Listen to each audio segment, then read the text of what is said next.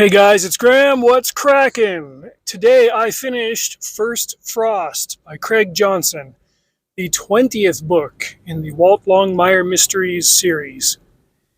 And it was another strong installment. I've kind of got a sliding scale for these. They're always between 3 and 5 stars. Like a couple of the books were 5 stars, just top to bottom perfection. Most of them are 4, they're solid.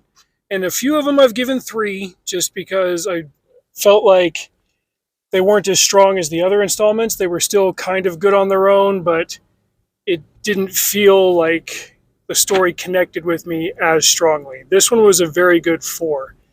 It was almost split into 2 stories. There was a constant going back and forth between the present day and the past when Walt was just, let's see, how old would he have been? 22, 23 years old.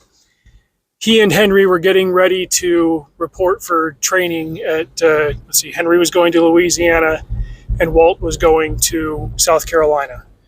They had both been college football players. Walt was at USC, offensive tackle, and it sounded like Henry was at UC Berkeley. He was a fullback. This is one of those things where I kind of get tripped up between the differences in the show and in the book because I keep forgetting how massive Henry is in the book, too. It's constantly stated that Walt is big. He's like 6'6", 6'7" or something, just a massive dude. But in the books, Henry is 6'4", and in the show, he's played by Lou Diamond Phillips. So you do that math there. But they were collegiate scholar athletes, and after they finished college and graduated, they lost their deferments, and so to get a better shot at where they would serve and how, they enlisted rather than just getting straight up drafted. And so this is kind of their road trip as they're leaving California and heading east.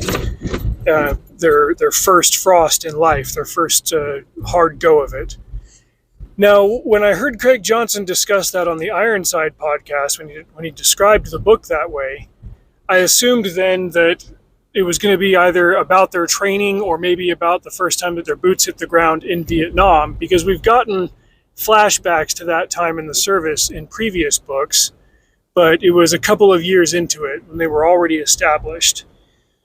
This one, it's not about their training or their first missions. It's about kind of a detour that they take on the way there. They do a little bit of surfing on their final day in California. There's a shipwreck, and they end up having to swim out on their surfboards to rescue a few of the drowning sailors. Come to find that the ship was transporting drugs, and that immediately made them suspects because, hey, who would just paddle out there in bad weather and risk their lives unless they were connected to this multi-million-dollar illegal load?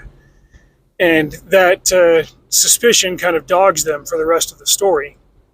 And it's tied into what happens next. But the main gist of it is they're leaving town so that they don't get arrested or detained and then end up in trouble with the military by showing up late to their assignments.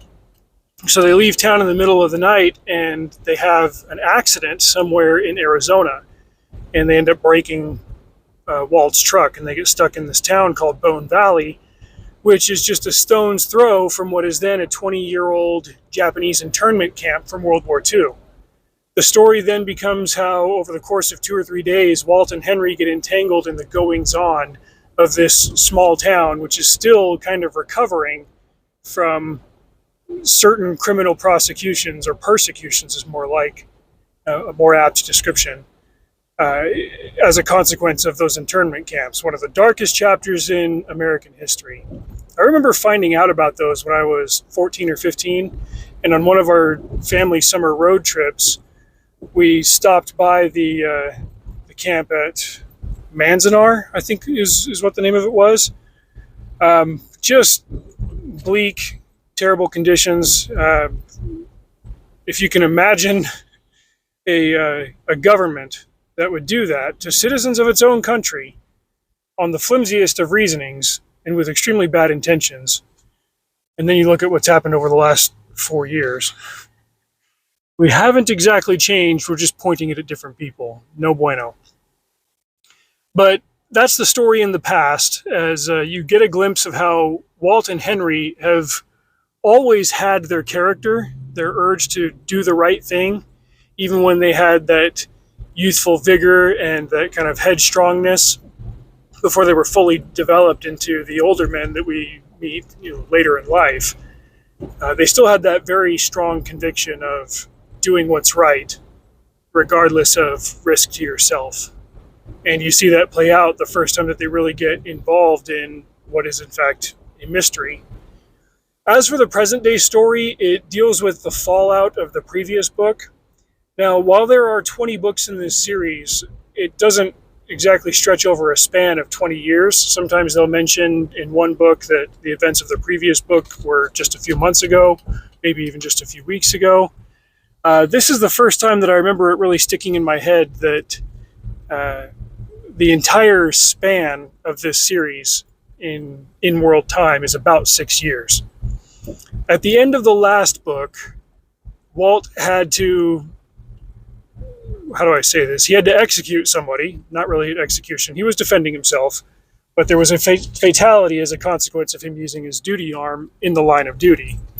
And so in this one, there's an internal hearing as the connected family of the man who had a gun drawn on him wants to sue and perhaps reclaim some damages and save some face because they're wealthy. And so he's going through that hearing. It's only tangentially connected to anything at all in the past story. There's about 40 years of difference between the two chronologically. But it just serves to round out the character and explore a pivotal moment in the very early years of his life and show that he's really always been Walt. He's just developed and grown, and some of his challenges have changed him and augmented him and brought out those qualities in larger measure. But it's cool to see how it looked when it was just a little bit more raw. So a hearty endorsement to First Frost, but definitely don't start here. I need to go back and do videos for this entire series. But I'm very pleased with this one. It was a great read, and I love that Craig Johnson is still cranking these things out and finding new and worthwhile episodes to share with us in this saga. That's it for now. Thanks for listening. Drive safe.